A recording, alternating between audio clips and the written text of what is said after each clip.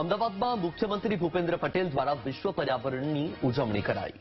શહેરના જગતપુર બ્રિજ પાસેની western prime society પાસે મુખ્યમંત્રી ભૂપેન્દ્ર પટેલ દ્વારા વૃક્ષારોપણ કરીને સિંદૂર વન બનાવવાની શરૂઆત કરાવાઈ।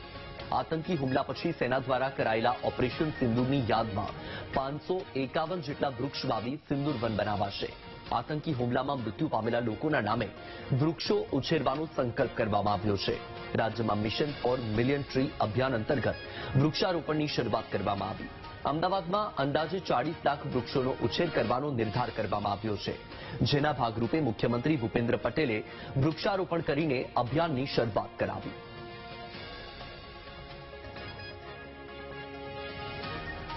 पांच 5000 ચોરસ મીટર જગ્યામાં અંદાજિત 12,000 જેટલા વૃક્ષો વાવવાના છે।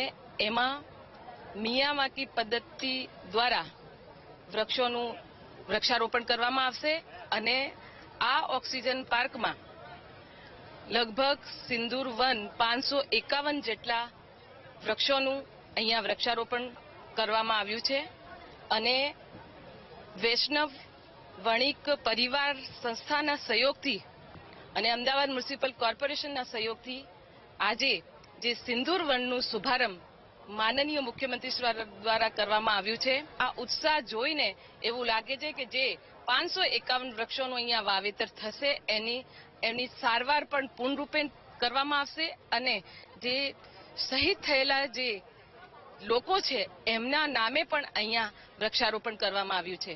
અમદાવાદ મ્યુનિસિપલ કોર્પોરેશન દ્વારા દર વર્ષે 5મી જૂને માનનીય મુખ્યમંત્રીશ્રીના હસ્તે વૃક્ષારોપણનો પ્રારંભ કરવામાં આવે છે।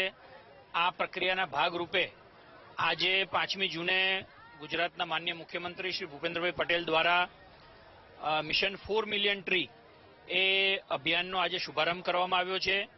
વિશેષતા આપણે જોઈએ તો સિંદૂર વન આ જગ્યાએ આપણે કરવાના છે, ઓક્સિજન પાર્ક પણ ડેવલપ કરવાના છીએ। અમદાવાદની અંદર 40 લાખ કરતા વધુ વૃક્ષો આ ચોમાસાની અંદર વાવવાનો આપણો સંકલ્પ છે।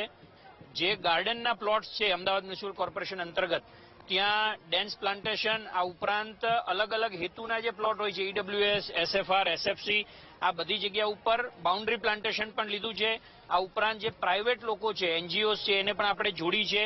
પ્લાસ્ટિકનો રિસાયકલ કરીને એનો ફરી રીયુઝ કરવામાં આવે એ માટે અમદાવાદ મહાનગરપાલિકા દ્વારા નવતર અભિગમ અજમાવવામાં આવ્યો હતો। 7 જગ્યાએ બોટલ ક્રશર હાલમાં મૂકવામાં આવ્યા છે। એ બોટલ ક્રશરમાંથી જે પ્લાસ્ટિક નીકળે અને આપણે વાત કરીએ કે આ વેસ્ટમાંથી બેસ્ટ કઈ રીતે બનાવી શકાય, આ પ્લાસ્ટિકનો ઉપયોગ કરીને રિસાયકલ કરીને હાલ મહાનગરપાલિકા દ્વારા એના જેકેટ બનાવવામાં આવ્યા છે, જે માનનીય મુખ્યમંત્રીશ્રીને અર્પણ કરવામાં આવ્યા હતા। તદુપરાંત તેમાંથી એક બેન્ચ બનાવવામાં આવી છે। લગભગ 100 જેટલી બેન્ચો પ્લાસ્ટિક ક્રશરમાંથી જે પ્લાસ્ટિક બનાવવામાં આવ્યું એમાંથી 100 જેટલી બેન્ચો મહાનગરના વિવિધ ગાર્ડનો, વિવિધ વિસ્તારોમાં આપવામાં આવી છે। આવનાર સમયગાળા દરમિયાન આ પ્રોજેક્ટના જે વિશિષ્ટ લાભો છે તેને અનુસંધાને વિવિધ હોલો છે, પાર્ટી પ્લોટો છે, ક્લબો છે, તેની અંદર બોટલ ક્રશરનો મેક્સિમમ ઉપયોગ કરવામાં આવશે।